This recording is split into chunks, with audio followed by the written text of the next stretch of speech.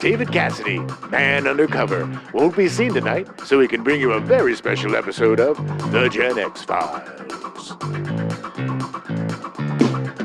Welcome to the Gen X Files. I'm Jim. I'm Adam. And today's show is all about The Wizard. Good God, man. I wouldn't think that putting this movie in a month where we had the Garbage Pail Kids movie and Mac and Me, how atrocious that was, and Mac and Me, and how just bad that was, that this would be the worst of the lot. Well, yeah. I'm a little torn on that. Okay, you say why, and then I'll tell you why this is the worst of the lot. Now, I do think that this is an awful movie. Yeah.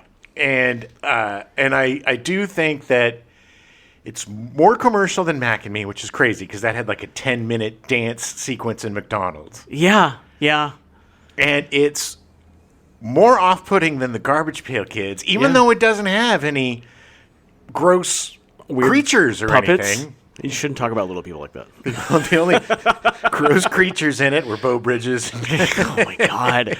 He couldn't stop eating. Christian Slater. I can just see the director going, can you just eat something in the scene? The fact is, this movie made absolutely no sense. It never made sense. Every choice, every part of this movie was stupid. Every bit of dialogue was cloying or completely out of this world. Totally tone deaf. Yes. To the rest of the movie. Yes. All the bits about the kid hunter and the Beau Bridges and Christian Slater and their like little cat and mouse game and how cute they were trying to make it be was just bad. It was that little weirdo pedophile MF. Oh my God. Hunter. Creepy. You didn't need all of this mishigas to make a movie, a road movie. Make a movie about a kid wanting to be... Well, this is the thing. You made a really great point yesterday where, oh my God, the plot doesn't even come into play like an hour in. It's not like the kid was going to California to be a Nintendo star. We didn't know why he wanted to go to California. No. And it wasn't really technically revealed until the last 10 minutes of the movie, 5 minutes of the movie. Right. But the thing is they held back the point about, and this is going to go deep into spoiler territory. Sure. So if you've not seen this movie, I apologize. But hold on. If you've been holding out to watch The Wizard, like saving it as a treat or something. No, don't. It'll poison you. You need better things to do with your life. We're doing you a favor by spoiling this awful movie. But here's the other thing, is that the reason, and you did not do the research, quote unquote research I did in this, which was to literally read the log line of the movie. Okay. The log line of the movie is that a young boy whose twin sister drowns is shy and tries to go to California to win a Nintendo tournament. Right. Literally, that is in the IMDb log line. It's not in the movie. The reveal of the sister drowning is an hour into the movie. And it's an afterthought. It's a throwaway line that is when Beau and Christian are in bed together. Strangely enough, it was just a throwaway line. When the sister died, and you don't want to talk about it, and then he's like, "I don't want to talk about it." And then they somehow, and I get that obviously Fred Savage's character Corey or whatever, whatever. Yes, Corey Woods. When Corey was with the brother, because he didn't live with him, so he didn't know what was in the lunchbox. Yes. Which was all memorabilia of his sister. Right. And it's like, okay, that makes sense. Yes. But when he opened it, he was like, oh, it's just all the sister stuff. It's like, what? She died. Yeah. She died. Yes. You were there. Yes, look. The thing is, Fred Savage. Okay, I hate doing this. I hate it, okay? I'm sorry. I apologize, but it's true. Fred Savage is so god-awful in this movie. So bad. He is just relying on little facial tricks and ticks and eyebrow raises and his cutesy little cutes that worked on Wonder Years. But it doesn't work here because it's not acting, it's not a character, it's just fluff.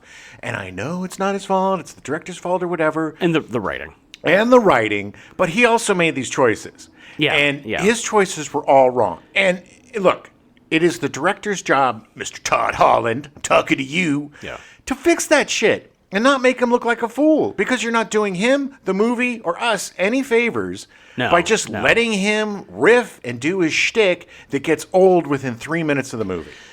The reason why this is the worst of the three of them this month is because with the Garbage Pail Kids movie, you could blame the weird-ass Garbage Pail Kids. Sure. We both said, oh, this would actually be pretty interesting if the Garbage Pail Kids weren't in the movie. Yeah, exactly. Mac and me, the weird aliens were bad. Yeah.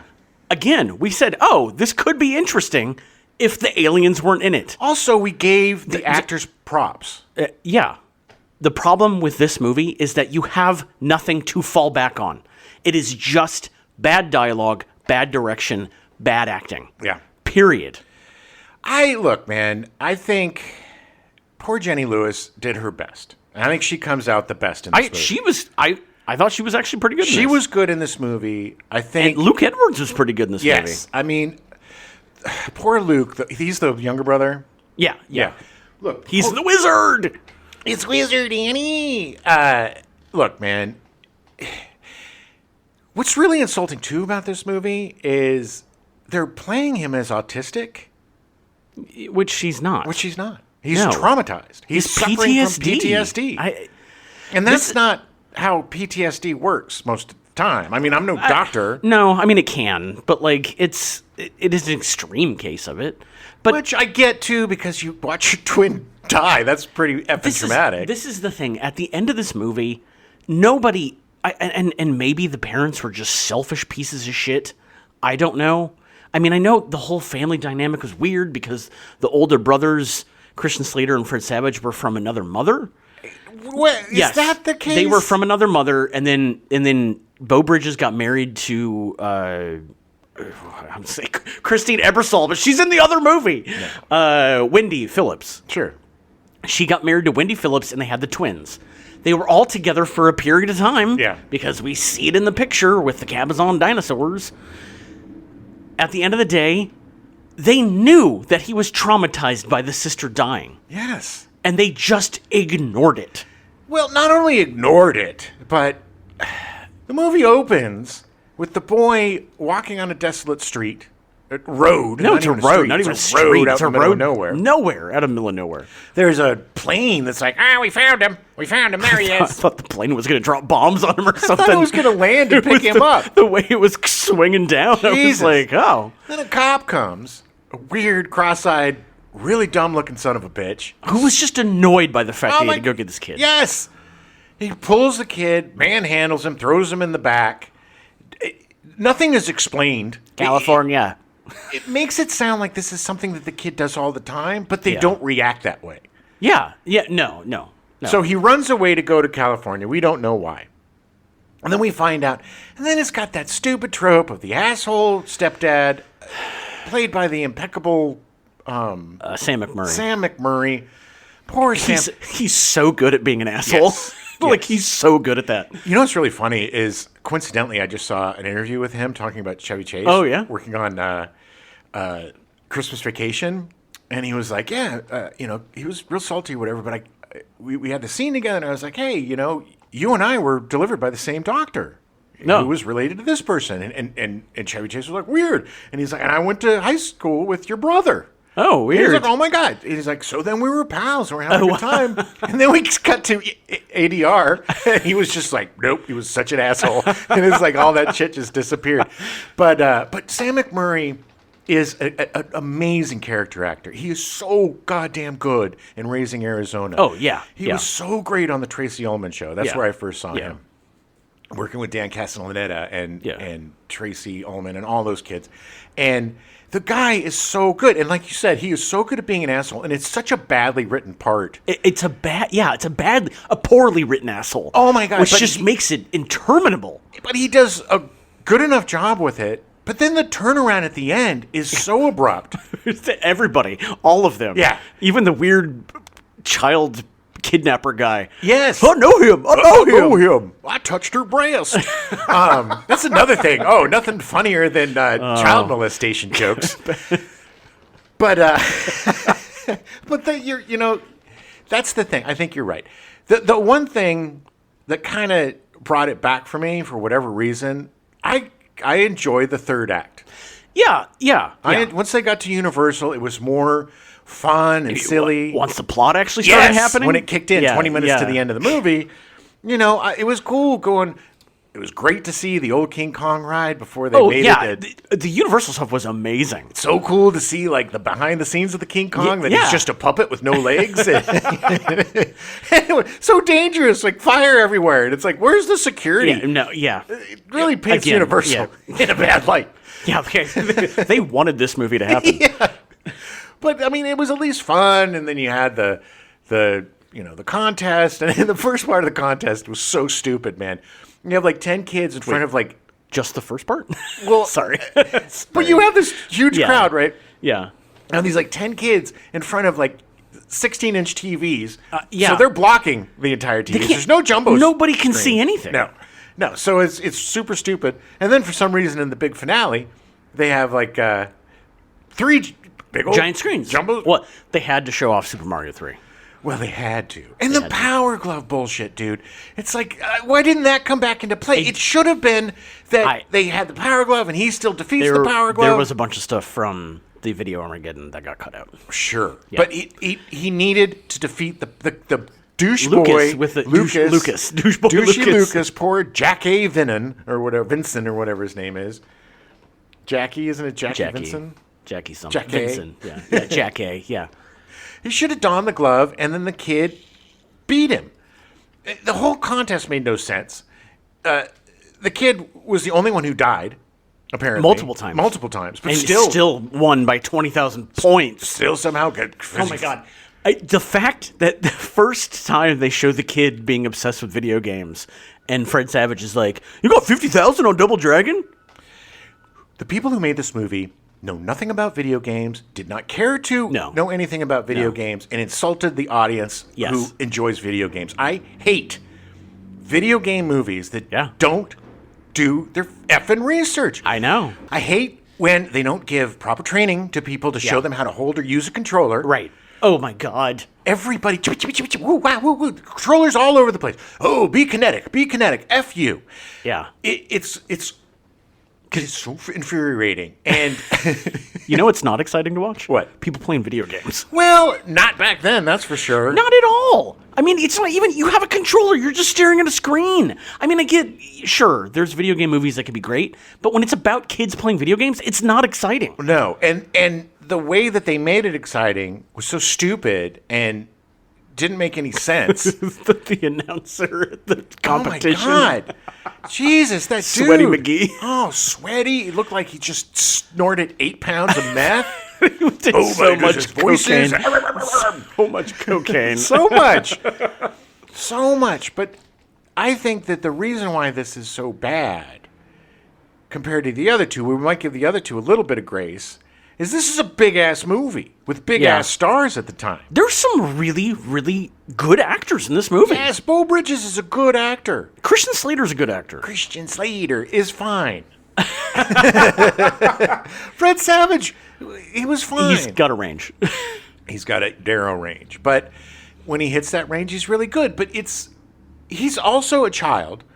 So you have to give him boundaries, and you have to give him direction. He's still young. He's still learning. He's still, and it's not. He wasn't terrible in this movie. Not terrible, but it was just good. A little too shticky. Way too shticky. Yeah. And the whole kind of relationship with he and Jenny Lewis. He and Jenny Lewis. The will they, won't they? It just didn't. They didn't have any chemistry. They were like 11. Yes, and they didn't have any chemistry. Shouldn't be any will they, won't they at all. And then they like tried to ham fist in that the brother's jealous, but that lasted for 2 seconds. Nothing. So they just kept throwing shit at the wall. Nothing stuck. So they moved on to whatever the next thing was. Yeah. And nothing was cohesive. The plot is garbage. The whole, like you said, this whole road trip bullshit. With them. First of all, even in 1989, nobody was picking up 3 children, hitchhikers, and driving them somewhere without calling social services or something. Yeah. Nobody. No, everybody. Okay, I'm going to take you to the next police station. You know who is? The people that would take them and not return them. Yeah. And take them to an underground bunker and keep them there until they're aged out, and then they would murder them when they outlived their usefulness. So, look. And also, what the F, man? Tobey Maguire with a mullet? It was so weird. It was so jarring. So weird. And I know he was like 8, but his acting was horrible. Just looking all didn't around. even do anything. Oh, he did way too much. He was making sure that you saw him on that screen. Oh, yeah. He was like, you're going to pay attention to me. Again, 8 years old, not his fault. He was probably like 12. Whatever. And the bad guy with Jackie Vincent, the Lucas. Yeah. There was like hints that maybe he was going to like kind of come around. But no, of course not. Because that would be character growth, Adam, and that's not allowed. And then the whole bullshit. First of all, they're driving back in 2 cars, and I know. Jam 4 people into the truck cab. The cab of the truck that was taken apart and put back together in less than a day. Yes. Luckily, they had a bunch of trucks of different colors that were the same ass truck, but. But the kid is trying to get out of the car, and then we finally find out the dinosaurs. That was the whole thing. He wanted to lay to rest his tribute to his sister and the head of the dinosaur. 5 minutes after they left, they threw that thing in the garbage, by the way. The garbage. Yeah. But, and everybody's all kumbaya and getting along, and none of it was earned.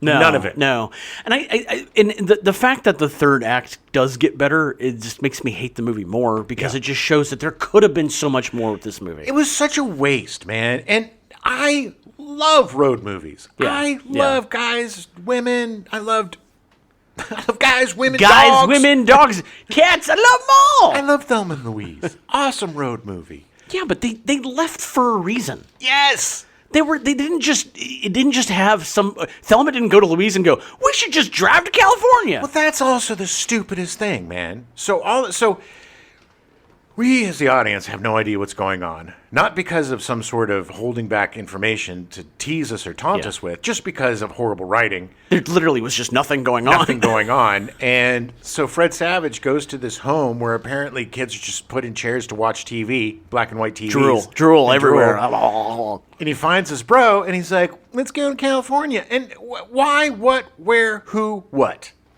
No reason. There's literally no reason. And then they find out. They go into a bus station, and then, like you said, you got 50,000 on Double Dragon.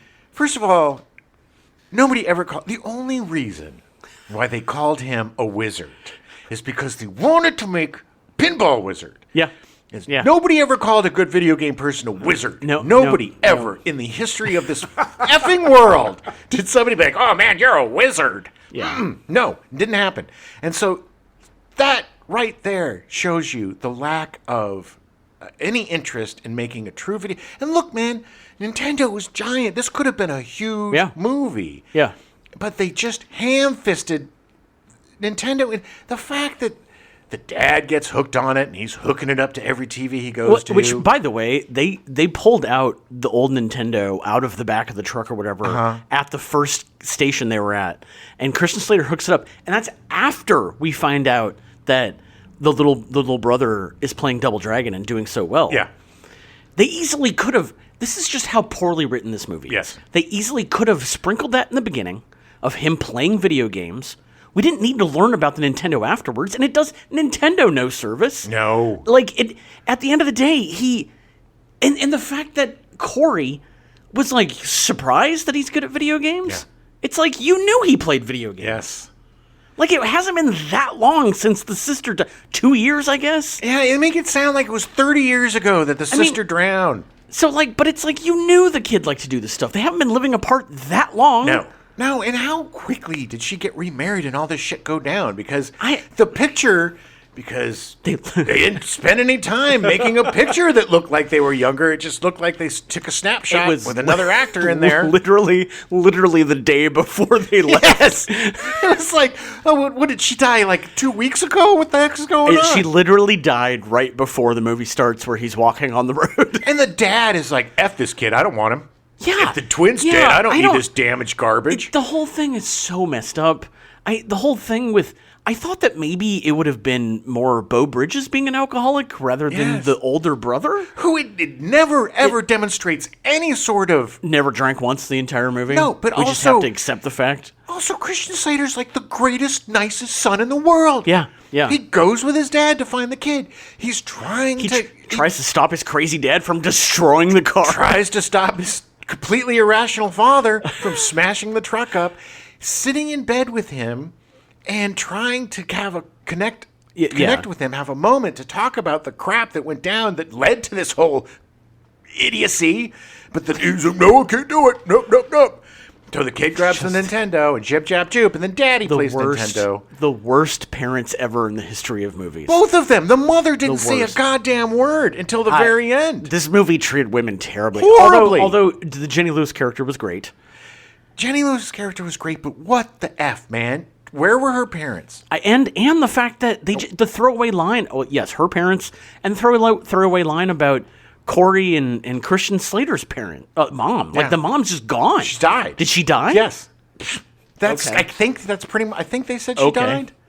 So no, Corey's not going to be affected. Is that why he was an alcoholic? This is also...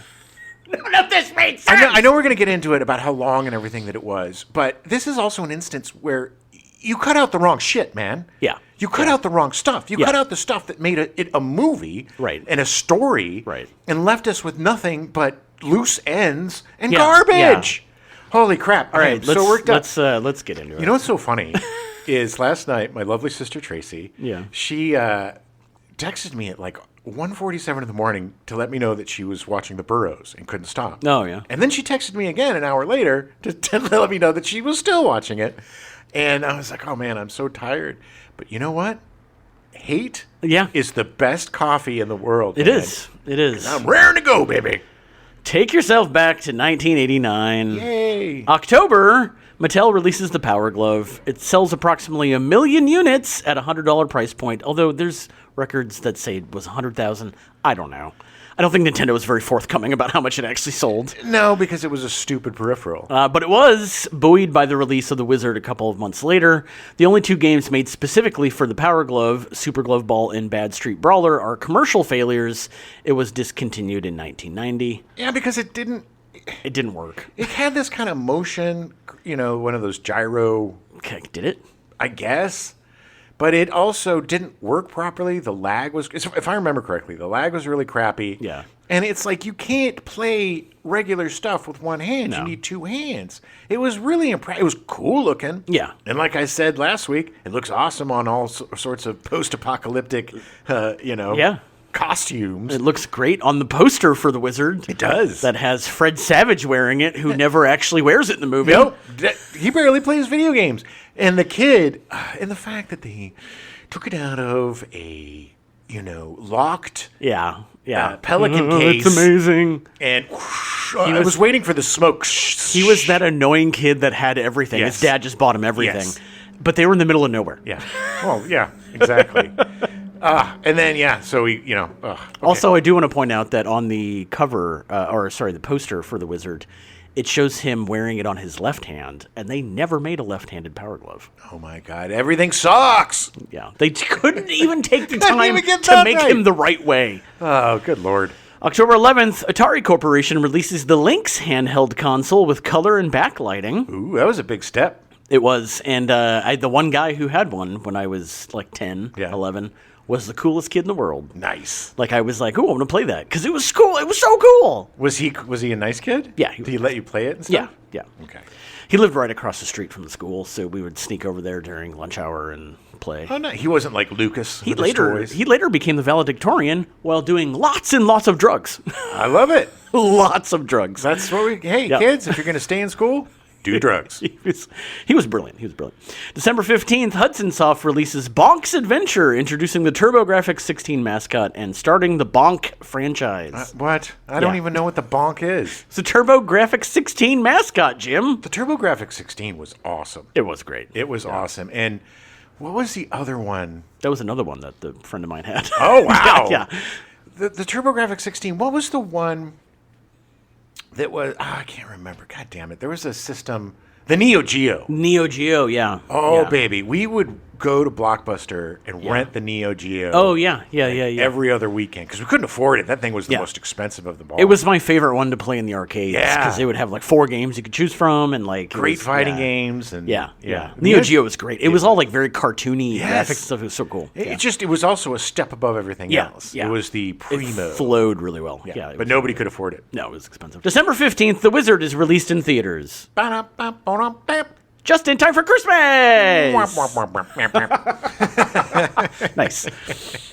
So The Wizard starts with 2 things, a shortage of ROM chips and the foresight of Todd Holland, studio exec. Hey, we're got a shortage of chips again, baby. Yeah, history repeats. I think foresight might be a misnomer, but the ROM chip shortage dates back to a trade deal in 1986 between Japan and America, mostly to benefit American manufacturing of chips.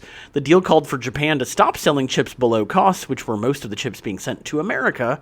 Japan cut their production of chips, and American manufacturers decided not to re-enter the chip-making market due to cost. Yeah, no shit, man. No shit. It costs so much money to make that stuff. You think somebody in the government would go, so are you guys going to make this stuff? Before they made the deal to stop producing chips in Japan. Well, and you know, what's so great is they're doing it pretty much the exact same thing right now. It's pretty much happening right now, This all led to a shortage of ROM chips in 1988 due to increased demand from the rising re-interest in video games, along with a ton of other technology and stuff. ROM chips. Everything was chip.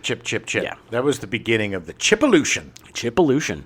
Ultimately, this led to Nintendo not releasing Super Mario Bros. 3 to the American market due to the shortage. Ooh. Todd Holland, now working for Universal, saw the opportunity to promote the game in a feature film. Ugh, how many times did he use the word synergy in that meeting? Oh, so many. He presented it as Karate Kid, but with video games, thinking it would be this generation's Tommy for the video game audience. Hence the name. Yeah. The Wizard. The Wizard, yeah. Idiot.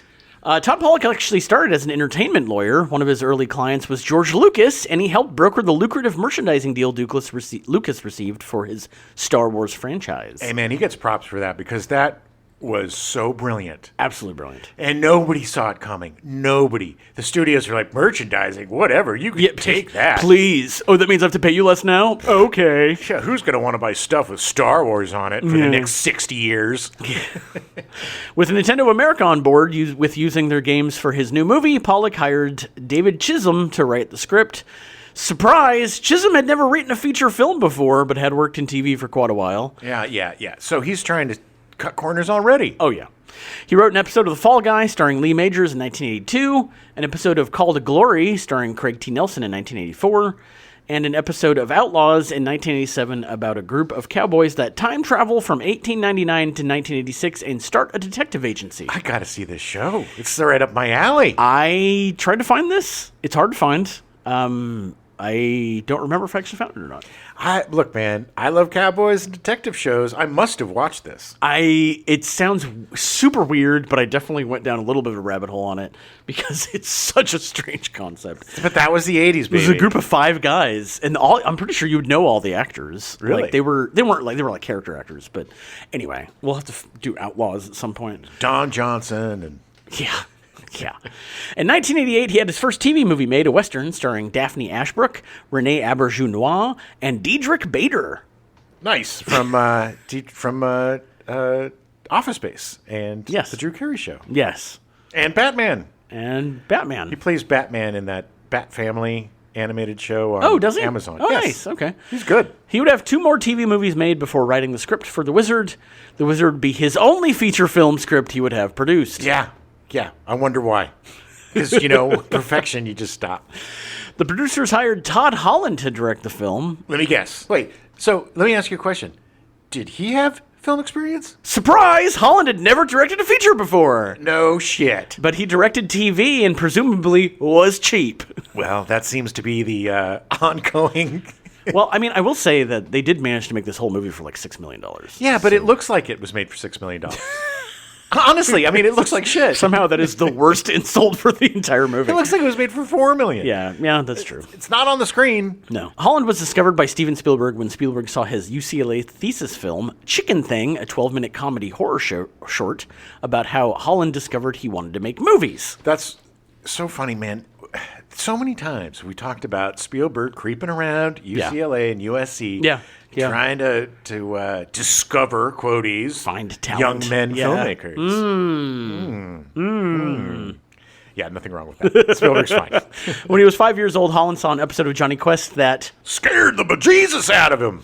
Yeah, this made him realize he wanted to tell stories, and he fictionalized it in his thesis while adding a monster chicken. I get it, baby. I loved Johnny Quest as a kid. Loved it. But there was some pretty scary stuff in that. Yeah, totally. It didn't hold back. No. Ray Spannon earned his money, is what I'm saying. Spielberg hired him to direct 2 episodes of Amazing Stories. Great show. That was part of the reason why he was always creeping around. He was trying to find directors, young to new talent for his Amazing Stories series. Yeah, because they're cheap. Yeah. And then he could discover them, and then like they'll thank him for giving them no money to make this stuff. Yeah. And then he could be like, I'm the one that discovered them. But you know what? Black Mark, baby, you also discovered Brett Ratner. So eat a bag of poo. Yeah. He parlayed his Amazing Stories job into directing an episode of Max Headroom in 1987. Max Headroom. That one. And an episode of Vietnam War Story in 1988. Oh, man. God, the 80s were our Vietnam. Oh, because we had to watch so much Vietnam content, baby. Yeah. It was just like Vietnam after Vietnam. I really felt like I was in Vietnam. Yeah. The Wizard... Apologies to Vietnam veterans. The Wizard would be his feature film directing debut. He wouldn't direct another feature until 1998 with Krippendorf's Tribe, starring Richard Dreyfuss and Jenna Elfman. Richard Dreyfuss. Oh, that movie was so stupid. Did you see it? I did. I don't remember a lot about it, but the poster for it has the creepiest Richard Dreyfuss ever. Isn't he like in He's all painted. Yes, and he's like, it is creep-tastic. Well, I think if I remember correctly, I think that they adopt like a Jungle Boy, and then they have to like dress up like the Jungle Boy to make him feel more at home. Yeah, Was that it? Richard Dreyfuss plays like a sociology professor, anthropologist. Yeah, it's something to do. Yes, we're doing an experiment. But it's also about him with Jenna Elfman and falling in love and like whatever. She's way too young for me. Yeah, I'm a pervert. Richard Dreyfuss. Holland would only direct one more feature, Firehouse Dog, in 2007, but that was because he was very busy with TV. Firehouse Dog was amazing. Yeah. It was the best movie about a dog living in a firehouse I'd ever seen. Which is the only one, and I never saw it. Yeah. He directed 51 episodes of The Larry Sanders Show, earning 4 Emmy directing nominees, winning for directing the series finale. Amazing show. Again, maybe he just was better for TV. Well, the Larry Sanders Show was kind of one of the first behind-the-scenes show. It took place behind the scenes of like a Johnny Carson-esque talk show, the Larry Sanders Show. And so part of it was the actual show, and then part of it was behind the scenes. It was The Office before The Office, Parks and Rec before Parks and Rec. They didn't do stand-up to the camera or whatever, but it was basically a fly on the wall. And done so well. And if you haven't seen the show, find it on HBO. Phenomenal show. Phenomenal. And, I was going to say Larry David. Larry David is great. But Larry Sanders... Gary Shandling. Gary Shandling was such a master, man. It was so good. It is a phenomenal show. I just rewatched that a few years ago, and it still holds up today. Yeah, it's just unbelievable to me that he directed 51 episodes. Although I'm starting to understand, and we'll get more into it, but I'm starting to understand, I think that maybe this wasn't his fault. Okay. Because I think he is a good director. And we'll get into it after the cast. Okay. He directed 23 episodes of Malcolm in the Middle, being nominated twice and winning twice for his direction. Another amazing show, and much like Parker Lewis Can't Lose, very stylized, very unique in the way that it was shot and filmed, and the way that they shot the sitcom was also a character. You know, the style was a character in and of itself, right? Which gave it so much more energy and It was comedy. It was great. Such a good show. So much fun. I haven't watched the I haven't reboot. watched the new one either. It's a continuation, technically, not a reboot. I heard it's pretty funny. I heard that Cranston does mushrooms on the 3rd episode. It's like one of the most amazing things All right, ever. I'm in. As soon as I heard that, I'm putting it on my list. I'm in. He would also be nominated for directing an episode of 30 Rock, but would lose to The Office that year. 30 Rock is another amazing show. Yeah. In total, he's directed for 43 TV series, including Twin Peaks, Tales from the Crypt, My So-Called Life, Felicity, Shameless, The Real O'Neills, Blackish, Unbreakable Kimmy Schmidt, Mr. Mayor, Grace and Frankie, and Best Medicine. Yeah, Best Medicine. He's directed 2 episodes of that. It's the newest thing that he's done. It's about I think a big-time doctor that goes to practice medicine in a small town. Oh, so it's Doc Hollywood. Essentially. Okay. But I thought it was doing well. I don't know. He directed 2 episodes of it, regardless. So it's Northern Exposure. Yeah. I mean, yes. I'm not saying it's original. I guess it's time for the Fish Out of Water It also Doctor show again. was literally based off of a British show that ran for like 8 series. Okay. Well, that show ripped off Northern Exposure. I don't know. I've never actually seen it. I don't either. I'm just in that mood, baby. Yeah, I can tell. Todd Holland would also direct 15 TV movies, so presumably they were better than this. We'll see. Yeah. So they cast Fred Savage as Corey Woods. Corey Woods, oh, look at my eyebrows and my little face going jippity-jippity-joo. Savage was born in Chicago, but moved with his family to Los Angeles before he finished elementary school. Oh. His acting debut was at the age of 9 in 1986 in the short-lived TV show Morning Star, Evening Star, about a group of orphans that go live in an old folks' home when their orphanage burns down. That actually sounds really interesting. The orphanage was called Morning Star, and the old folks' home was called Evening Star. Wah, wah, wah. Oh, stupid. Yeah, it went like 5 episodes. That's a great concept, though. They should do that in real life. They should. Put the orphans with kids. The orphans with the kids. Put the orphans with the old people. Yeah, they'll love it. No, instead they have to bring in cats and dogs and things, because F those kids. Not even real cats either. Now they're bringing in robot cats. Ugh, and the poor old people are just scratching dead robot cats. Ugh. And they don't know the difference. It's really sad. Morning Star, Evening Star is notable for being the last project that Scatman Crothers worked on. I had such a huge talent crush on Scatman. He was so good. One of my favorite actors, who we will be covering in the next coming months. The Shining. Yeah, The Shining. We covered him in The Wiz. Sorry, yes. I was just trying to think of what the name of it was. I kept thinking, it's not called The Wizard. It's The P. It's The Wiz. Take The Wiz. It's funny, eventually we've covered all the wizard type movies. Yes. Every variation of wizard we've covered. We haven't done Wizard of Oz yet. No, that's true. We've done Wiz, we've done Wizards, and we've done Wizard. Yeah. Listen to our Wizards and our The Wiz show, please. Savage made his feature film debut that same year with The Boy Who Could Fly, playing the little brother of Millie, played by Lucy Deakins, who befriends Eric, an autistic boy, played by Jay Underwood, who lost both of his parents in a plane crash. It's a really great movie based on a really cool short story. Do you think maybe they got the idea for this movie from The Boy Who Could Fly? Hey. Yeah, Fred Savage? Yeah, hey. You know, in the movie I did, The Boy Who Could Fly, the guy he was autistic. Maybe we should do that with the wizard. But again, maybe he wasn't autistic. Maybe he just had PTSD. Well, we're going to make it look like autism, but it's actually going to be PTSD. Okay. I don't understand those words. Because I'm 9! In 1987, he would appear in The Princess Bride and become a national household name. Can you finish the story, Grandpa? I'll finish the story for you. I'll finish it for you. Just one more thing.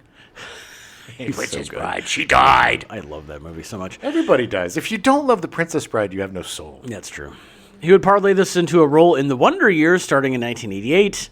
He would appear in 115 episodes and receive 2 Primetime Emmy noms for Outstanding Lead Actor in a Comedy Series. Still, to this day, the youngest actor to ever be nominated. Really impressive and a really good show.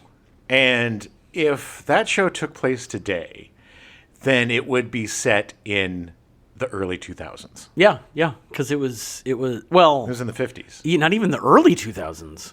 No, it wasn't in the 50s. The show was set in the late 60s. Yeah, so it'd be like... It was 67 to like 71 or something. Yeah, so it was 20 years. So yeah, it would be like taking place in 2006. 2006?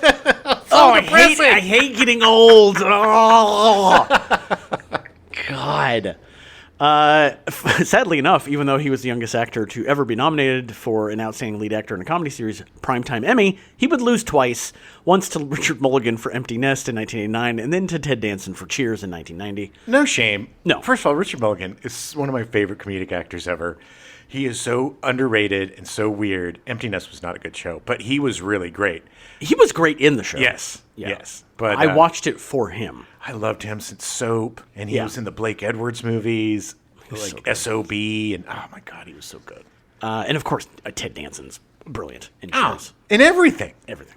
It's just, he's an amazing dude. He would appear in a number of feature films during his stint on The Wonder Years, including Vice Versa in 1988 with Judge Reinhold, which we'll be covering next month. Oh, baby, if you love Fred Savage, this is the show for you. Yeah, and along with The Wizard in 1989, he would appear in Little Monsters, which could have been featured this month as well, but somehow has a 44% score on Rotten Tomatoes, despite making less than $1 million at the box office and featuring the most annoying character Howie Mandel has ever played, which is saying a lot. I despise Howie Mandel. It's no secret to people who listen to the show how much I cannot stand Howie Mandel. This would be a good one for Haterade. Yeah. Because of how much I can. Howie Mandel made his entire career from blowing up a surgical glove with his nose and talking like a baby boy. And being a dumbass. Yeah, they made an animated show out of it. Oh my God! Oh, Bobby's I'm Bobby, and he did the Mogwai voice because he's got such a little baby. But that mother effer, I cannot stand comedy where people play stupid, where they're just dumbasses. And his comedy was just him being a dumbass, and it was not funny. And today he's just a bitter old bald asshole He is. who can't shake hands with anybody because he's afraid of germs. F you, Howie Mandel. Anyway. Save it for the Haterade show. He's okay. It's fine. Savage's success on The Wonder Years helped the Wizard secure shooting at a Reno casino after Savage agreed to meet his state officials' kids. It's so crazy. They the kids were actually extras, but surprise, the scene was cut. Of course, because it probably was germane to the plot or Yeah. gave us some sort of information we needed. So, because we are covering Vice Versa next month, we'll discuss the rest of Fred Savage's career at that time. And his brother Ben. Yeah, well, we're not covering Ben. We're never covering Ben. Ben turned out to be a jerk. I didn't hate he? Ben as much as you hate Howie Mandel. Really? No, I'm just kidding. I don't Oh. care. I don't think about Ben Savage at all. I just saw, I haven't seen it, but as I was perusing YouTube clips, one came up. Why the cast of Boy Meets World is estranged from the Savage Boy. And so apparently he doesn't talk to any of the people Oh, really? from that show that he But did. Boy Meets World came out right as I was getting in college, and I just didn't watch TV for like 4 years. Yeah. And I totally missed the whole Boy Meets World thing. Not to mention I wasn't really the audience for it. Well, yeah, I was an adult who did watch a lot of TV, Yeah. and I missed the entire Boy Meets World thing too. The whole career of Ben Savage has been a black hole in my viewing. That was around the time that it was so disgusting, where people had like meters until the Topanga character was going to turn 18, like they did with the So gross. the twins from Full House. Mary Kate and Ashley. Oh my God! Who literally just turned 40 yesterday, by the way. Good Lord! You want to feel old? Good Lord! But there was this just disgusting like pedo That's thing about so these gross. so gross. So gross. The sexualization of kids back then was just. But she looks like a woman. She's got boobs. She grew boobs Who like cares a if woman. she's 11? Oh God damn! It's just disgusting. But I remember that. I remember like a lot of these. There was a time where 97.1, the FM station here, was just all FM talk, and it was all these shows with these gross pairing of two grossos, who just talked about women and girls, and it was just they're all trying to be Howard Stern, but they just came across as pedophiles or perverts, and it was disgusting. It was really sad when it turned out that the largest website for the countdown of Topanga was set up by Mr. Finney, the teacher. Oh, no! Oh, he's still alive. Is he? Yeah, he's like 100 years old. They still go see him. Oh, They go- I'm kidding. I'm just kidding. I don't even know the actor's name. I'm just kidding. He was the voice of Kit on Knight Rider. Oh, that's right. Yeah. William Daniels. Oh, okay. He was also okay. on St. Elsewhere. Oh, okay. He was a great actor. No, he's a great actor. Yes, I'm sorry. I immediately regretted saying that joke. Just for the record, William Daniels wasn't He's a pedophile. really nice guy. He's a really good dude. Yes. Apparently, he was even better, nicer guy than he was in the show. Yes, and Which he that's- was a great character on the show. And that's why all the kids from the show, except for probably Ben Savage, who turned out to be an a-hole allegedly, still go see him all the time. He's in his 90s. Yeah. I think he and his wife are still alive, and Okay, that's good. it's amazing. We'll definitely have more on Fred Savage next month when we do Vice Versa. There is going to be some badness. Oh, no. Unfortunately. Oh, no. Yeah. Yeah, we'll get into it next month. Is it about the mole that he had in the Austin Powers movies? No, he was really close to being Me Too'd. Really? Yep. Oh, short guys, can't trust him. Yeah. Anyway, we'll talk more about that and vice versa. It'll be more appropriate anyway, since he's technically playing an adult in the movie. Okay. So Luke Edwards was cast as Jimmy the Wizard Woods. Jimmy. You're a wizard. You're a wizard, Jimmy. God damn it! They said Jimmy so many times that I hate my name now. Jimmy. Oh my God, that's right. It's the funny thing is I totally did separation. I Disassociated. disassociated them saying Jimmy from you. Because nobody calls me Nobody Jimmy. calls you Jimmy. Yeah, that's true. Edwards made his acting debut at the age of 8 in an ABC after-school special episode called Tattle, When to Tell on a Friend. I don't know what the plot was, but it sounds awful. Here, I'm going to hazard a guess. So, a kid does something really shitty. Yeah. And his friend is like, oh my God, I got to tell on him because this is so bad, but he doesn't want to do it because he doesn't want to be a rat. But there are certain situations, Adam, where you have to tattle.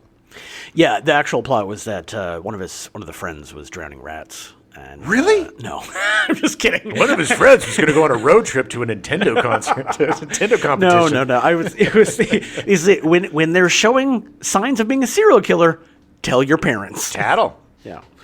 In 1989, he would appear in the TV miniseries I Know My First Name is Steven, playing the kidnapped Steven at the age of 7. Oh, I remember that. Yeah, do you remember this true story? I remember the story. I didn't see the... It was a true story. A kid got kidnapped at 7 and was essentially abused until he was 14 or older. Corin Nemec played Steven at the age of 14 later in the miniseries. From Parker Lewis Can't Lose. From Parker Lewis Can't Lose, And yep. the Stand miniseries. Yes! Edwards would later guest star in an episode of Parker Lewis Can't Lose in 1990. Nice. But the whole deal was that when the guy who kidnapped him, and this is all true, Okay. when he kidnapped another 7-year-old when he was too old for him now, Oh, God. literally Steven was like, I'm getting you the hell out of here. Nice. And broke him out. Yeah, I remember that. And then they got caught because he was like, F it, I'm getting you out of here. Yeah. You're not going through what I went through. Oh, what a hero. Yeah. What an absolute hero, because he could have easily gone the other way. Yeah. But he was strong, and it's a great story. It's a great story. MF couldn't be groomed by that monster, yeah. he was a hero. Yeah. The Wizard would be Luke Edwards' first feature film. He would appear in Guilty by Suspicion in 1991, the movie about the Hollywood blacklist starring Robert De Niro and Annette Bening. Playing the youngest actor to ever be blacklisted from Hollywood for being a communist. His courtroom scenes were riveting. Karl Marx just makes sense! I don't care if you're just a... Look, you're a little rascal. Not just on screen, but in real life, you communists. He would also have a supporting role in Newsies in 1992. Oh, God. I hated that movie so much. Yeah, it was a musical, wasn't it? Yep. My friend was in Newsies as an extra. Oh, really? Yeah. Yeah. It also had Christian Bale in it, and he tried to sing. Ugh. That was when Christian Bale was just a baby boy And actor. more reason to hate the movie. Oh, no, you don't like Christian Bale? No, Christian Bale's fine. He just should never sing. Oh, his bad voice. Yeah. In 1991, he would land a role as one of Randy Quaid's sons in the sitcom Davis Rules, also featuring Jonathan Winters. I love that show. Jonathan Winters played Quaid's dad. Yeah. It was a good, solid sitcom. And it was before Randy Quaid went absolutely apeshit bananas. Bananas. Yeah, it was. I kind of remember this movie. I don't think I really watched it too closely, but Randy Quaid back in the day, Jonathan Winters, Luke Edwards. I would totally watch this. He kept going up to the kid being like, hey, you want to watch me put on a mask and have anal sex with my wife? He'd be like, no, Dad, thank you. not again. No, thank you. Not today. Maybe tomorrow. Jonathan Winters was like, that's really bad improv. No, it's yes and Jonathan. Okay, then let's watch it. So Edwards would appear in 29 episodes of the show. His last big role as a kid was in Little Big League in 1994, playing a preteen who inherits the Minnesota Twins and manages the team. Oh, he was the star. Oh, okay, He was the good for lead. him. Yeah, Good for him. yeah. And to be honest, Little Big League was one of those movies that I don't know if it just came out. I was 16 when it came out, but it was this cool, like, oh, he's 14 or 13 and he's managing the team and has a great amount of great actors in it. It was just and it has a nice story. It's very charming.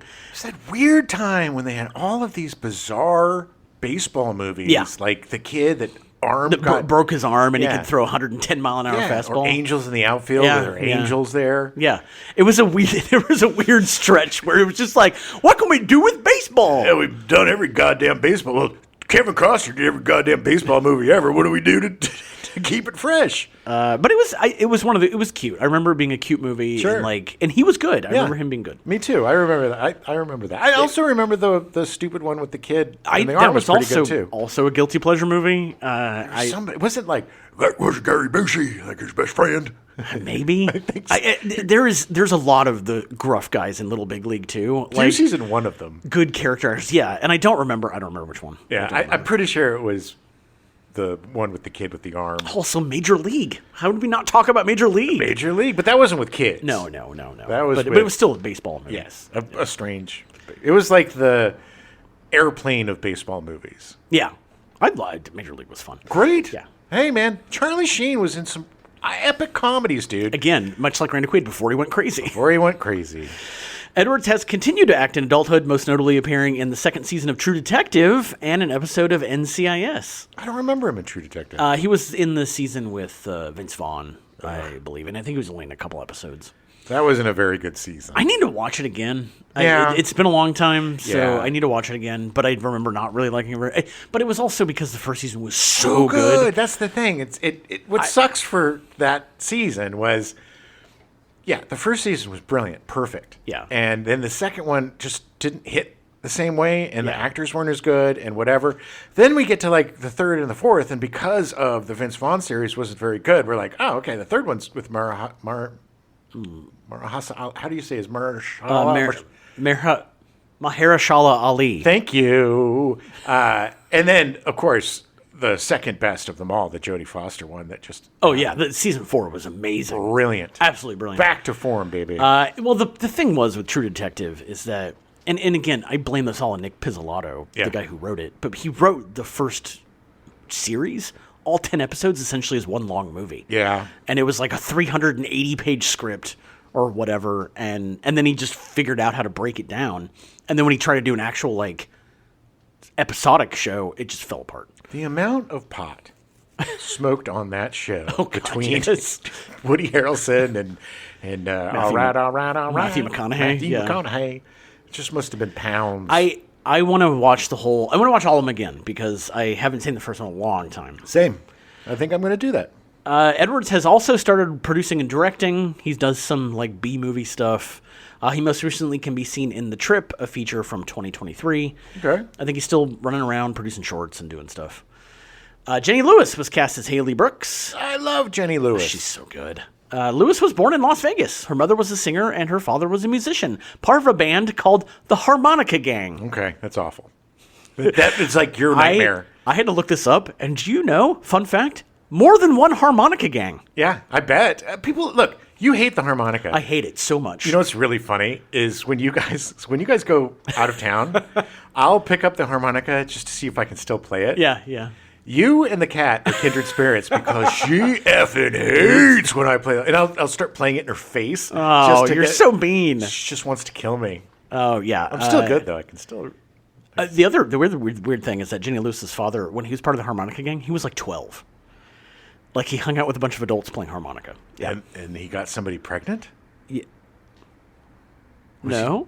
Was he 12 when she was No. born? Oh, no. okay. He was just part of the harmonica Okay, gang. I didn't know that the harmonica gang lasted generations. It was also it was like blank blank's harmonica gang because they had to differentiate from the other guy's blank blank's harmonica gang. People love the harmonica. It was so weird, dude. I went down a weird rabbit hole. It was weird because I was like, "There's no way this is real." The harmonica had its time. It was like the saxophone for a little while. Yeah. Everything had a lot of it had to do with Bruce Willis Yeah. because he played harmonica, and God knows he played it Well, more than I do. Well, this was all back in the 50s and 60s. Even then. Yeah. And look, greatest harmonica player, in my opinion, Stevie Wonder. Yeah. Because he plays the chromatic harmonica, which is so hard to do. It's got a slide. Oh. That's one I could never master. How does he know? Because he's blind. How does he know? We could probably feel it, Adam. The harmonica is the one instrument that you don't look at because it's in your mouth. But how? How can he play it? I don't get it. Oh, boy.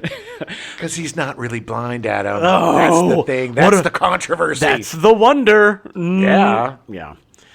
So Jenny Lewis Apologies to Stevie Wonder. Yes, he's amazing. He's brilliant. Yes, and still alive. Yeah, he's that's the most amazing, wonderful part. Like some of my favorite songs. Between Stevie Wonder and Earth, Wind, and Fire, they probably encompass about 5 of my top 10 favorite songs. Nice. Okay. Jenny Lewis started acting in commercials as a child. She made her TV debut in 1983 at the age of 7 in the pilot of Baby Makes 5, starring Peter Scolari. Yeah, that one lasted. She only appeared in the pilot, but the show only ran for 5 episodes. And well, they did not give things a chance. No, there was one guy who gave it was Ebersol, or it was a guy from NBC. He gave Cheers a chance, and then he learned the lesson from that, and from that he gave Seinfeld a chance. I don't know if it was the same guy, but I want to say yes. I think so. But both of those shows would have been gone in like 5 episodes if the guy didn't have any foresight. Yeah.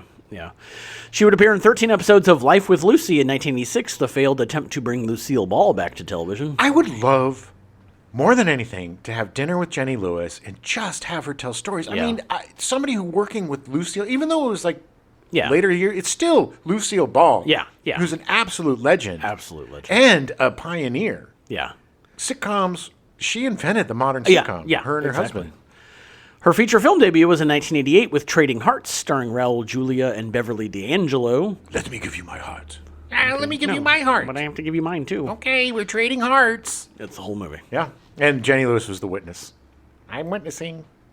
Actually, I don't know if have you seen Trading Hearts? I'm trying to remember what the plot was. It was... Probably about heart transplant. no, it was not. No? Raul Julia was A widower. a widower, and Beverly D'Angelo was a Nurse. lounge singer. Something like that. Lounge singer, and Jenny Lewis was the one that was like trying to get them to hook up. Oh. Yeah. It was like Parent Trap. Kind of, I guess. In 1989, along with the Wizard, she would appear in Troop Beverly Hills, starring Shelley Long and Craig T. Nelson. Based on my friend's Yeah. Girl Scout troop. Yeah. It was the one. I think it was one of her troop members either wrote the script or Yeah. maybe it was the troop Scout leader. leader, or But troop leader, yeah. it was based on her. That's crazy. Scout troop, which shows you how rich she was as a child. In 1992, she would appear in Big Girls Don't Cry, They Get Even, co-starring Ben Savage, Fred Savage's little brother, and directed by Joan Micklin Silver, who directed Loverboy. Loverboy. Listen to our Loverboy episode. Loverboy's the good one. It's not the pizza one, right? No, Loverboy is the pizza one. Is it? No, isn't it? Well, which is the one where he with the jacket? No, Loverboy is the pizza one. So that's the shit one with Yeah, the Can't Buy Me Love. is Can't the Buy one Me with Love. the- I always get those two mixed Sorry, up. I was trying to think there was a third one. We did a third one, didn't we? We did. And it was so bad I can't remember. No, it was Run. Run. That was not so bad. It was the best. Yes. Well, How dare you. I would say Can't Buy Me Love was the best, but Can't Buy Me Love was the best. But no, But, you Loverboy. know- Loverboy was the stinker. Loverboy was definitely the worst. But here's the funny thing: is that Joan Micklin Silver keeps popping up in our show. Well, white men fail upward, Adam, and that's Well, something that I've learned. Even she failed so much, she became a woman. Oh no! Joan Micklin Silver You said was a John. woman. Well, you said John. She's been a woman the whole time. Okay. Okay, that's the surprise. He was a woman the entire time. Lewis would appear in a bunch of TV and in TV movies, but by the late 90s was growing bored of acting and formed the rock group Rilo Kiley with some friends in 1998. One of my favorite bands ever. Those 4 albums are all absolutely brilliant. Amazing. I still listen to them today. Those, when I was depressed, that was the stuff to listen Oh, to. God, it was so good. Rilo Kiley, she has anthems. Yeah. Literal anthems of fighting depression. Yeah, And yeah. it is such a personal, it is probably the most personal body of work of any band or musician Yeah.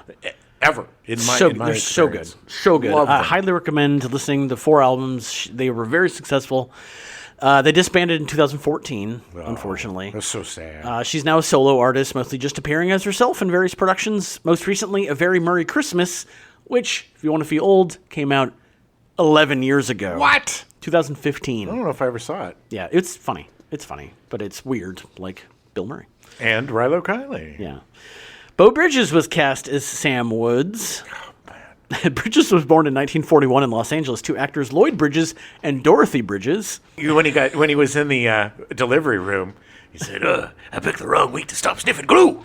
It's funny because when I started writing this, all I thought about was the fact that Jeff Bridges was his brother, and Yeah. I totally forgot that Lloyd Bridges was his dad. Like, I was like, oh, that's right. His dad was a huge actor. Beau is the normal one. Yeah, man. He was My named brother. Beau after the son of a character in Gone with the Wind. Ugh. He's the older brother of actor Jeff Bridges and was a surrogate father to Jeff when their father was away from home for long periods working. Oh, wow.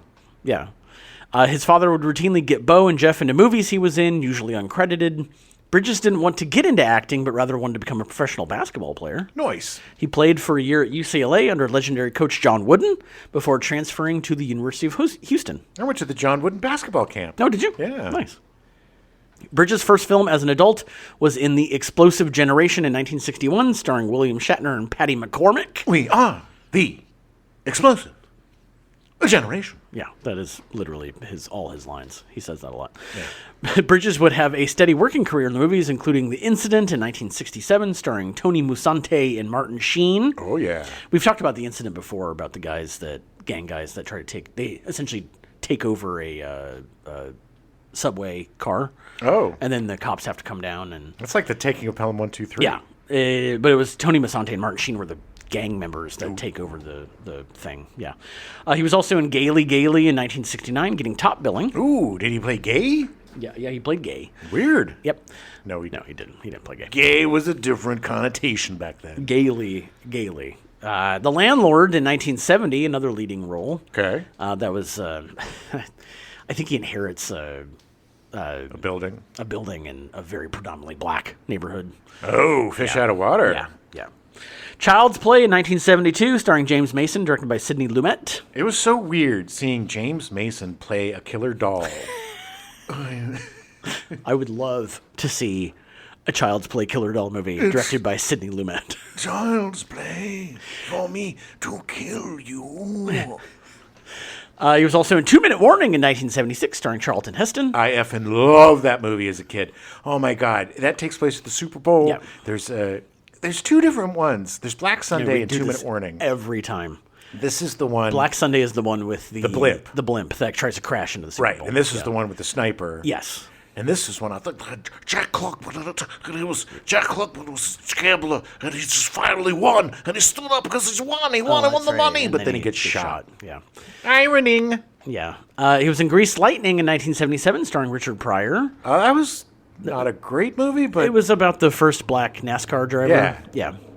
And Norma Ray in 1979, starring Sally Field. great movie, and he was fantastic in it. Yeah. Beau is a great actor. Solid actor. Consistently solid, which is why I was so annoyed by him in this movie. Bridges admitted that he had zero interest in video games when cast in The Wizard, but became a fan during the shooting of the film. Nice. The horrified reaction to the casserole that Bridges eats was real. The smoking effects on the casserole were done by using a technique called A-B smoke, in which one chemical is applied to a surface and another is later applied, which reacts with it, creating the smoke effect. Sounds super healthy. The effect produced a terrible smell when filming the scene and a taste that was horrific. Ugh, why would you eat it? And then I'm sure they told him to. Yeah. This is The Wizard, brother. Don't torture yourself. He was in 3 other movies in 1989, along with The Wizard, The Iron Triangle, a Vietnam War movie from the perspective of an unknown Viet Cong soldier. Interesting. I don't know if I ever saw that. I don't believe I ever did. Signs of Life, co-starring Vincent D'Onofrio, Kathy Bates, and the film debut of Mary Louise Parker. I remember that being a good movie. Okay. And The Fabulous Baker Boys, co-starring his brother Jeff and Michelle Pfeiffer. This would be Bridges' most acclaimed movie and would be nominated for 4 Oscars, but it would lose all of them. Bridges would win Best Supporting Actor from the National Society of Film Critics Awards. It was a great movie. It was so much fun to see them together and doing music. And I think they actually had a band for a while. Yeah. Where they did play Yeah, music I actually think you're right, yeah. Oh, man, all those goddamn celebrities and their vanity projects. Yeah. Blame You, Bruce Willis, and Sybil Shepherd, and Don Johnson, and Eddie Murphy. God, all horrible albums. You got to be multi-hyphenate. Well, no, you don't. and the record sales prove it. While Bridges had a great film career, he really flourished on TV, earning 14 Emmy nominations while winning 3 in 1992 for Outstanding Lead Actor in a miniseries or special for Without Warning, the James Brady story. That was really good, man. It was great. He plays James Brady and got shot trying to defend Ronald Reagan. Well, I got shot in the armpit, and his brain was damaged. and strangely enough, by the end of my term, my brain was a lot more damaged than his. It's true. In 1993, for Outstanding Supporting Actor in a miniseries or special for the positively true adventures of the alleged Texas cheerleader murdering mom. That was such a great movie. It was. Holly Hunter, right? I think so. I think she was the mom. That sounds right. I hope I'm not wrong, but I love that movie. That was like an HBO or Showtime movie, wasn't it? Yeah, I think so. Yeah. In 1997, for Outstanding Supporting Actor in a miniseries or special for the Second Civil War. I don't know if I saw that. That was an HBO movie. Maybe I HBO did. or Showtime, one of those two. But it was an original movie. I probably did. For them. Yeah. I was watching all sorts of HBO back then. It's one of those that I definitely noted and I would like to see because I don't think I ever saw it. Okay. Well, let's watch it. He would be nominated for appearing in The Outer Limits, Kissinger and Nixon, Hidden in America, Inherit the Wind, P.T. Barnum, We Were the Mulvaneys, My Name is Earl, Desperate Housewives, The Closer, Brothers and Sisters, and Masters of Sex. Bridges has also won a Grammy for Best Spoken Word Album for An Inconvenient Truth. Nice. Yeah, he read the book that came out after the movie that Al Gore wrote. Well, nobody wanted to listen to Al Gore read the book. No, they did not. Let me tell you about an inconvenient truth. I'm sorry, is Forrest Gump reading this book? No, it's me, Al Gore, your favorite vice president. Yiggity diggity, that's my catchphrase. Came one hanging chad away from becoming president. Man, bear, pig. Bridges currently has a recurring role on the new Matlock with Kathy Bates. Nice. Yeah, so Well, he's still working. He's Still doing alive. stuff. Still got those goddamn eyebrows, too, man. I know. Caterpillars They're so thick. Oof. Getting bigger and thicker as time movie has gone on. Well, they're like mood eyebrows. The madder he gets, the bigger and fluffier they get. He's actually going to play himself in a TV special called Bigger and Thicker. Oh. The Beau Bridges story. Oof. We're talking about his eyebrows, damn it. That's the whole movie. He's like, my eyebrows, not my eyebrows. Christian Slater was cast as Nick Woods, the supposedly alcoholic older brother. Yeah, I'm the greatest alcoholic ever because I don't have any of the bad things that come with alcoholism. I'm just super nice and I like to play video games with my dad. Yeah. Slater plays Beau Bridges' son in The Wizard after playing Jeff Bridges' son in 1988 and Tucker, the Man in His Dream. He was so confused about who his dad was. In 1989, along with The Wizard, Slater was also in Desperate for Love, a TV movie that was based on a true story. Okay. You've talked about that. We talked about that last time, about the girl who was playing both the friends, and then Right. one of them ends up getting killed, and then they blame the other guy. Yes. I don't think he actually did it. Femme Fatale City, baby. He spent a bunch of time in prison. It was, yay! He was in Beyond the Stars, a sci-fi drama co-starring Martin Sheen and Sharon Stone. Not to be confused with Battle Beyond the Stars. Nope, definitely not. He was also in Heathers, co-starring Winona Ryder. In his most Jack Nicholson role ever. Which we will cover at some point. Definitely. I love that movie. So good. I love my son. I love my dead gay son. He was also in Gleaming the Cube, which we just covered, so listen to that episode for more on Christian Slater. Listen to the episode. Don't bother watching the movie. No, watch the movie. It's so good. I'm gleaming the cube for my dead Vietnamese brother. It was better than I remember it being. Better than Wizard. Yeah, that is very true. Will Seltzer was cast as Mr. Putnam, the creepy child. I always keep wanting to say child molester. Well, yeah, because he kind of was. Who? What kind of single man has a career where he hunts down children? And is very proud of the fact that he hunts down children. Oh, yeah.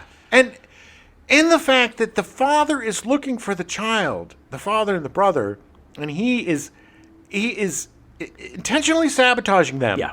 Because he wants his money. He's just intentionally sabotaging the family members, trying to find two lost children. If I don't find him, I don't get paid. Oh, God, I wanted him to die. It's so bad. God, He so should have bad. just got electrocuted. He should have been smushed by the Universal Studios King Kong. That would have been great. Him looking up, point of view. Crunch. Smoosh.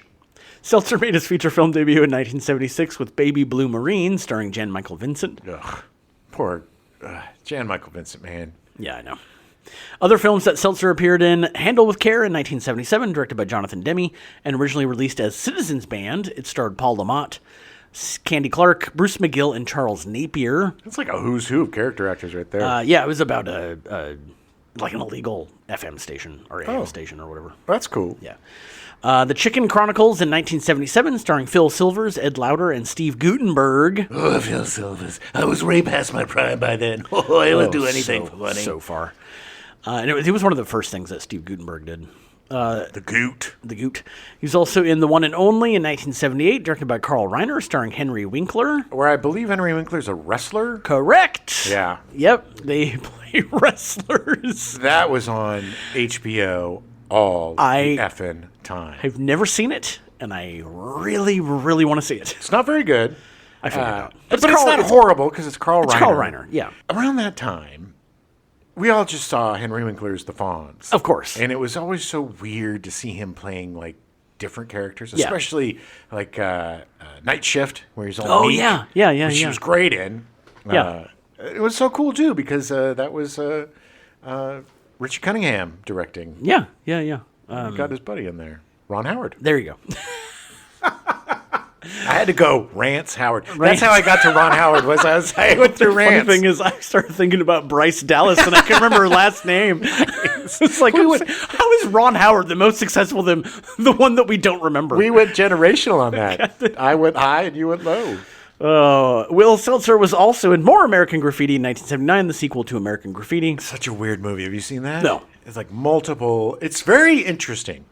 You should watch it because it is an interesting failure. Like what it does with like different like screens on like 4 or 5 different like multiple images things on playing. Yeah. And the whole like after Vietnam thing, and it was a noble failure. Okay. In my opinion. Also, just I don't know if you know this, but I still have never seen American Graffiti. Really? Never. No. Great. We'll definitely we're going to cover it. Yeah, but it's part of the reason I haven't watched it yet because I figured we'd cover it at some point. He was also in Johnny Dangerously in 1984, starring Michael Keaton. Oh yeah, the last thing that Joe Piscopo was funny in before he Johnny Dangerously is a huge guilty pleasure for me. This is really not a very good movie. No, it's not. It's a spoof. It was on all the time on cable TV. Cable? Cable TV. Cable TV. This is how much I loved it. It was cable TV. Turned you into a sweet. No, it was. Yeah, it was. It was. That was kind of like the last like full on screwball comedy that Joe Piscopo did? No, that Michael Keaton did. Michael Keaton did. Joe Piscopo. I think he went on to do like Clean and Sober and stuff after that. All the stuff that none of us wanted to see because we're like, we like you funny. You should be funny. But man, Joe Piscopo got into the steroids and was never funny again. Yeah. And then Michael Keaton did Batman, and it was just so dumb. It was so dumb. Ruined his career. Nobody watched Batman. I mean, it wasn't until Birdman that it was better. Seltzer actually auditioned for the role of Luke Skywalker and was George Lucas's second choice for the part. Thank God, man. He didn't get it. Yeah. Because that guy sucks. Yeah.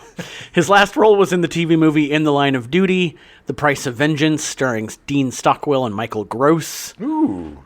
Which is such a long title. And a weird cast. Yeah, it's weird. Michael Gross from Tremors. Right, in the sitcom with Michael. Oh, yeah, the... What would we do, baby? Tremors. Without us. Facts of Life. Why do you keep saying that? It was Family Ties. Family Ties. Was it Family Ties? Yes. That was the one he was in? Okay. Yes, Family Ties. I was thinking the other one. What was the other one? With Kirk Cameron. Growing Pains. There you go. After In the Line of Duty, The Price of Vengeance, Will Seltzer retired from acting. Thank God. We didn't need him. We didn't want him. Go do something else. Wow. Live your life. Wow. Live your life and don't torture us with your crap.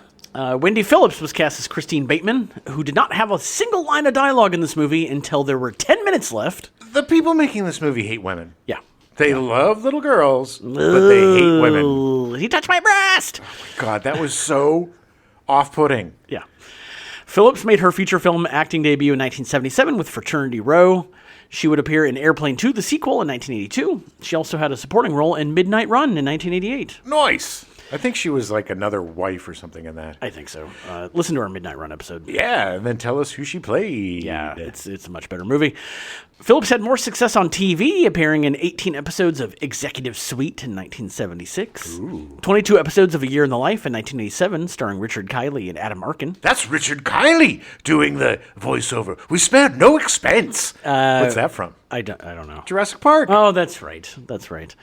Also, A Year in the Life. I'm pretty sure we talked about it last episode. There was somebody else that was in it. Okay. I don't remember. Because Amanda Peterson was also in it. Oh, from right. Can't Buy Me Love.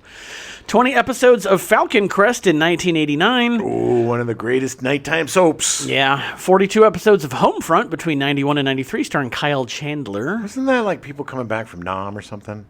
Maybe. I don't know. Yes, that sounds familiar.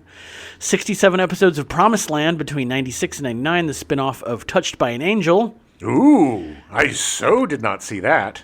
Pretty sure that was Gerald McRaney, and he took his family. It literally, like, God came down and said, "You have to go learn about the American people."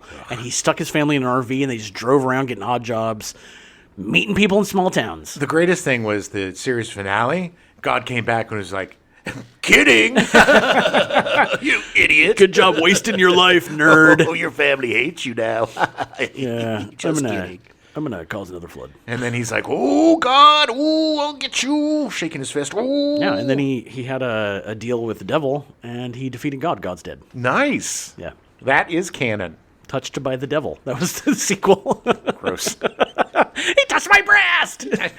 First of all, okay, let's just go to that moment in the movie for 1 second where the child molesting bounty hunter is grabbing a little boy. The kid's like 8. All she could have said is, "He's kidnapping that little boy." Yes. Because he is. Because he literally was. Yes. But no, she had to go to the... He touched my breast! Which then they're just like, "We'll just throw him out. Ain't no repercussions for pedophilia in Little Reno, America's favorite little town for perverts." Not to mention that none of the guards were like, "But you're way over there, and he's messing with this little boy." Like, it just didn't make any sense. Yeah, stupid. Yeah. Wendy Phillips' most recent credit is in 2 episodes of SEAL Team in 2018. That's the... Oh, David Boreanaz. David Boreanaz. Yeah. Oh, sorry. Also, she was in 15 episodes of Big Love between 2006 and 2011. Oh, I love that show. So, it was a great show. That was so good. HBO, about Mormons, with I was going to say Ben Paxton, but that's not his name. It's Bill I thought Paxton. you were going to say Belle Biv DeVoe. Belle Biv DeVoe doing the music. playing the leads. All 3 of them.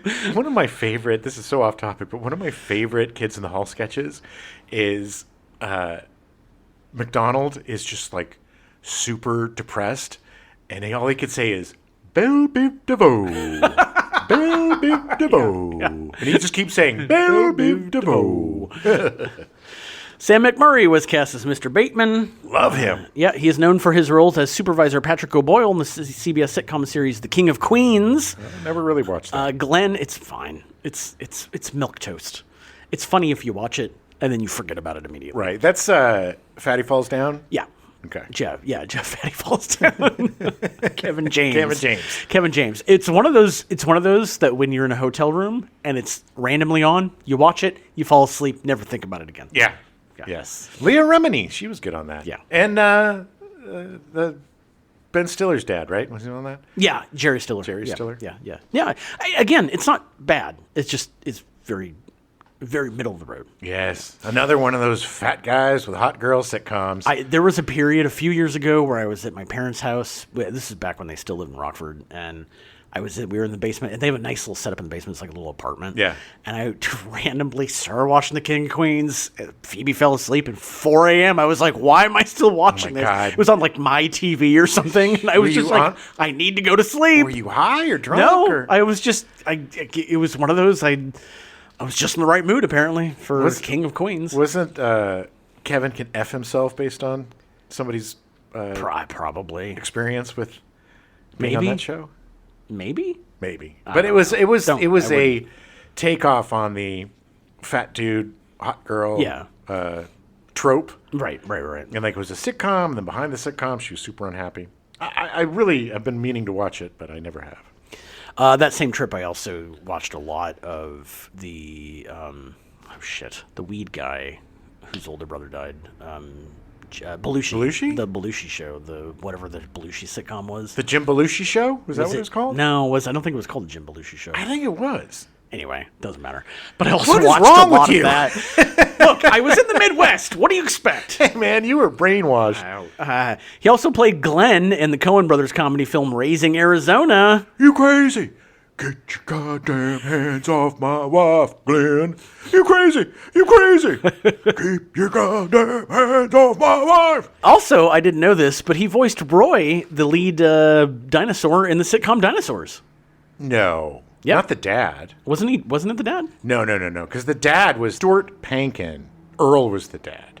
Oh. So Stuart Pankin played the dad. Oh, maybe Roy was. I think Roy was his the boss. That would make more sense. Roy Hess has possibly the most depressing series finale of any show ever. I'm the baby. Oh, God, that baby in that show made it unwatchable. I'm the baby. Apparently not for certain people. Oh, God, I love the ending of that show where the frickin' meteor came and murdered everybody. McMurray has made a ton of appearances on TV. He most recently can be seen in an episode of Elsbeth, the spinoff of The Good Fight, which was a spinoff of The Good Wife. Sure.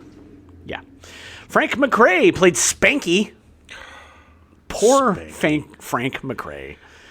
I had a friend in college whose nickname was Spanky. Guy never liked it. Never liked the fact that we called him Spanky because nobody would. But you know why we called him Spanky? It wasn't because he was a jacker, which everybody thought that's why we called it, and that's why he hated the name. It's because he looked so much like Spanky from the Little Rascals. Oh, all right. And I didn't give him that nickname. Okay. He's a very successful man these days, and he has a lovely family.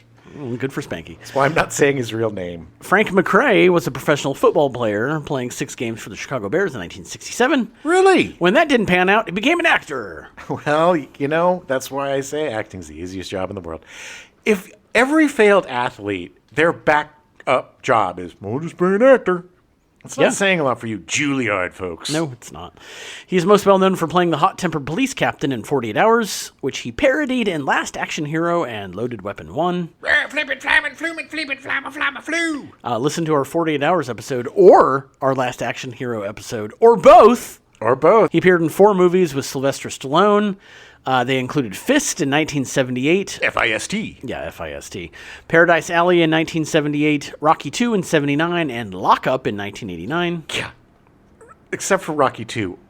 All pretty bad movies. Yeah, not good movies. Why don't you let me in the good ones, Sly?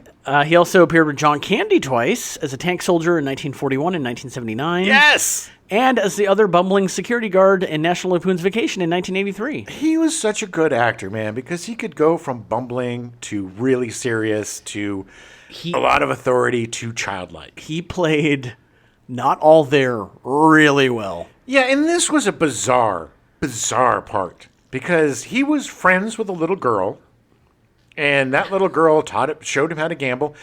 You can't, I don't know what it's like in Reno, but I know in Vegas, you can't shout out as a child what to do. Well, they wouldn't even be allowed in Vegas. They wouldn't be allowed in the...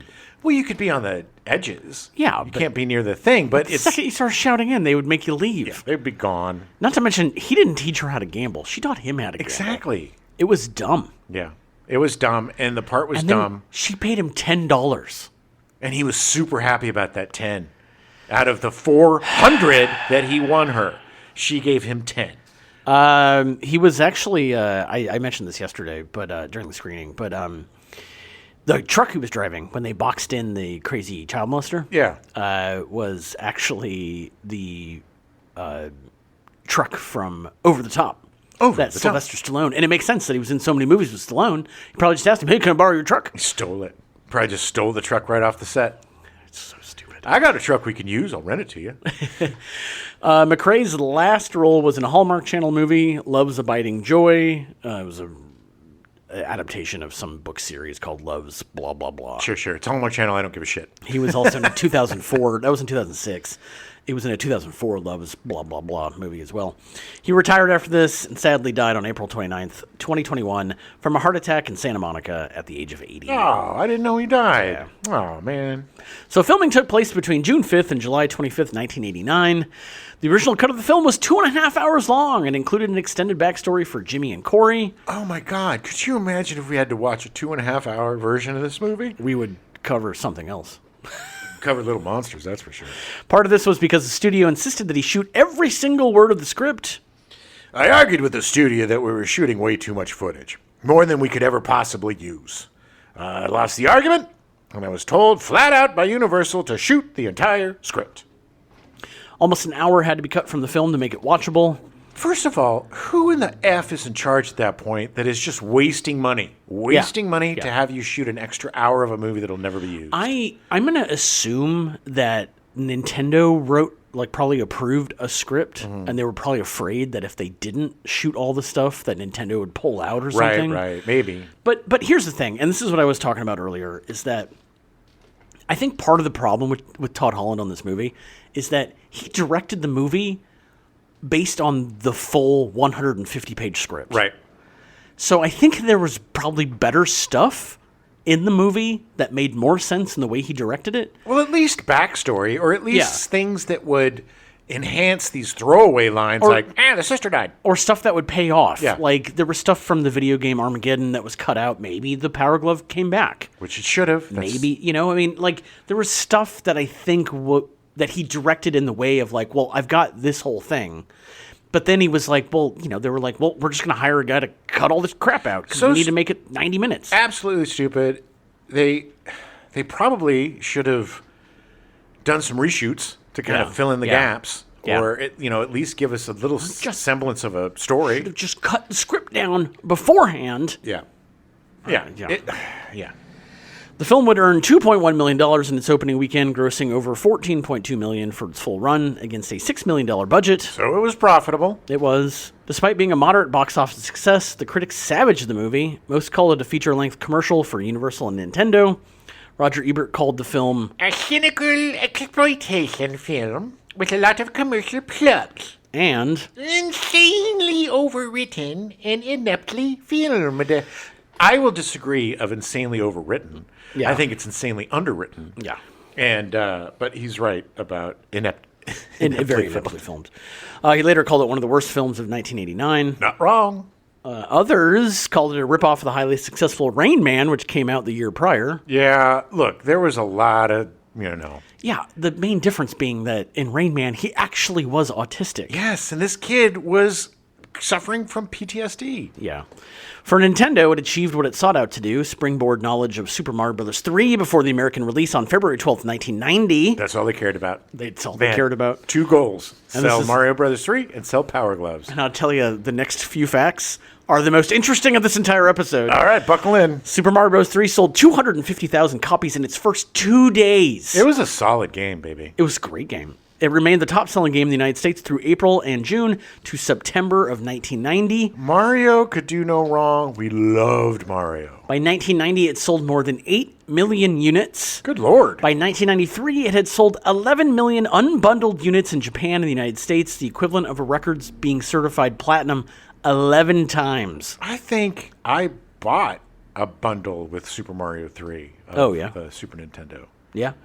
In the United States alone, it had generated $595 million, equivalent to $1,470 million in 2025. Good Lord. In revenue by early 1992, exceeding the gross revenue of the films E.T., Batman, and Jurassic Park combined. Incredible. Well, I mean, that's like, Grand Theft Auto 5. It's the most successful anything in terms of entertainment anywhere. Video games are huge, man. Yeah. And, granted, movie ticket back then cost $8. Game cost 30, But still, it's a super impressive feat. It's so funny, man. There's been all of these heydays and crashes. We haven't hit a crash, a video game crash, in a while. Yeah, I thought we were going to with all the price increases and things. With the chip going, yeah. We still may. It won't be like past busts, boom to bust. Yeah. It'll be the fault of the publishers for either raising games to $80 or $90 when people won't pay it, or just going all in on live service, which it doesn't seem like they're going to. Because they've realized that 1 out of 100 live service games hits, and it only hits for a few months. Right. The problem back then was it was just a glut. There was just too many games. Yeah. And they were putting out crap. and it oversaturated the market, and Yeah. it's just people got sick of it because there was no real innovation. It was just the same thing. Yeah, over and just over. recycling constantly. Mario clones, racing clones, Yeah, same thing yeah. over and over again. And then, because the video game companies don't understand their fans, don't understand their Yeah. customers, because they're doing that again. Every single poll that comes out, every single one without fail, is gamers want more single-player focused games, Yeah. more open worlds, more solo experiences. And then the publishers are like, okay, live service. Yeah. Well, but this makes more money. Well, this one will work. This has a chance of making us way more money, so Arc we Raiders. should just do it. This one will work. Yeah, Arc Raiders was the game. I Oh, was Arc thinking Raiders? of. Yeah. I didn't even remember what that one was. I think It it's looks shut really- down already, isn't it? No, it's still going, but it's already fallen off. Oh. It gets to the problem with these live service games, I feel, in as a consumer, is that by the time it's on sale or by the time I get around to it, everybody's already gone. Yeah. And all the stuff is already, it's Right, like, right. People have jumped ship already. yeah, and they've moved on to the next one, Marathon, which nobody really wants to play. So it's just like, Right. it's dumb. It's dumb. I have to give credit to Pearl Abyss that made Crimson Desert, because they released a game and they keep updating it and updating it and updating it, listening to the fans, giving exactly what they want, Sure. and turning this game into something that I will eventually play. Yeah. Because it seems really cool. But it's not a live service game. No, that's what I'm saying is this is a publisher that is listening to the people being like, we want more storage space, quality things in the game. We want more pets. We want more Yeah, this. yeah. And then they're like, you got it, baby. We're going to put everything in there. And they listen, and Sure. they do. And that's a good company. That's a company that is going to have loyal Sure. followers. Sure. Customers, I guess. I don't know. Look, any time you spend playing video games is better than watching this movie. Oh, my so God. play video games instead of watching The Wizard. It is a maddening, frustrating movie. It is crazy because I really thought this was going to be the bright spot in the garbage month, and it was just the opposite. Oh, I think that's part of the reason why I'm so mad about it. Because Yeah. I was like, this is going to be good. Yeah, And finally. maybe that's my fault. I don't know. I should have left my expectations in the gutter. And it's like, with Mac and Me, we gave credit to the actors for trying super hard. Yeah. And I really believe that Christine Ebersol, the kid in the wheelchair, the brother, all of them were just doing their best. To make a move with what they were given. Yeah. I feel like the actors in this movie were just kind of like, this sucks. Yeah. I don't really care. We know that you're just trying to do a commercial for Nintendo, Yeah. so whatever. I'm mean, just going to be goofy and dumb. There are tiny little moments that are fun or funny. But it shows the brilliance of the actors in Yes. those moments, like Jenny Lewis and Christian Slater and Beau Bridges. Like, they all have moments that are good. Beau Bridges and Christian Slater have the most absurd side story ever. So stupid. and done in such a slapstick, stupid, insulting way. Yeah, That yeah. these poor sons of bitches, man, the fact that they got through it without being completely off. Like, Beau Bridges is fine. But he still looks like it. Their characters still look like idiots. Yeah. And it's just, there was no payoff on so many of the different things. The whole because video games, like you said, watching video games as a competitive sport, I guess people do it because there's esports. Yeah, because they're watching it online, and you Right. have the ability to watch the actual stuff happen. Right. I'm not. I mean, and there are people that do it. They Yep. go, but it's like they've got big screens, Yeah. and they've got like that's sure we figured out how to do it. 1989, no one was watching your 16-inch CRT screen. And what was the deal? Like, what was the competition with Super Mario Brothers 3? Was it a speed run? Was it a score run? Was it a find special stuff run? It didn't make any sense. You gotta find the warp. Find the Find warp. the warp! It's like, what the... It is exasperating. This movie is exasperating. Yeah, especially as a video game lover. Yes. It makes me hate it even more. And a fan of Nintendo. And they did it... I think they did Nintendo kind of dirty. It's like that... At the end of the day, Nintendo didn't care. No. It worked for them. Sold some more Power Gloves and sold Super Mario Bros. 3. So It's the exact whatever. same thing with the Super Mario Brothers movie with Nintendo was like, We don't care. Has nothing to do with us. You can make us worst movie in the world, but we're still going to sell games. Not going to affect us. We don't give a shit. That should be their motto. People are going to talk about Super Mario Brothers and then want to play our games because it's so bad. The movie was so bad. Oh my God, this month has been a toil, guys. Oh my God. We suffered for you. You should send us some encouragement because we've been down, baby.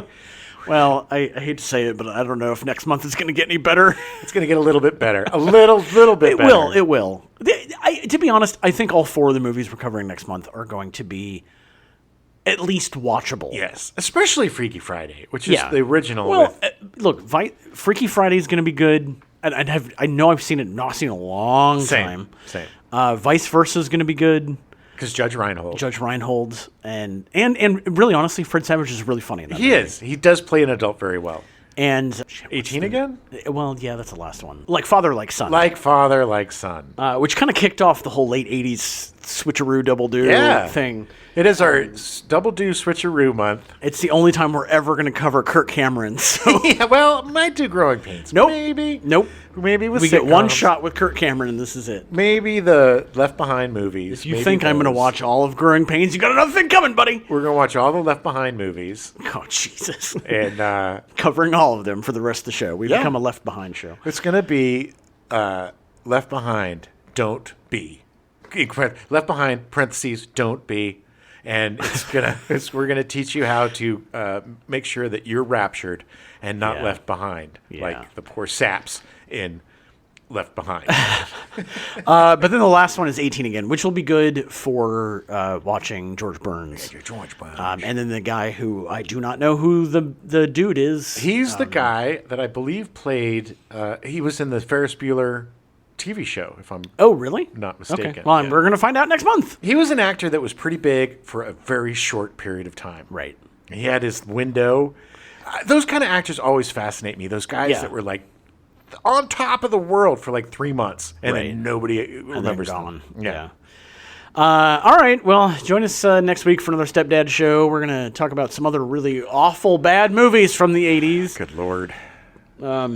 Yeah, there are 10 movies that got a score of 1 on Metacritic. Nice. We covered one of them, but we'll talk about the other 9. Talk about some Korean TV shows I've been watching. Yeah, and a bunch of movies, and it'll be fun. Yeah, we finally saw Hopper.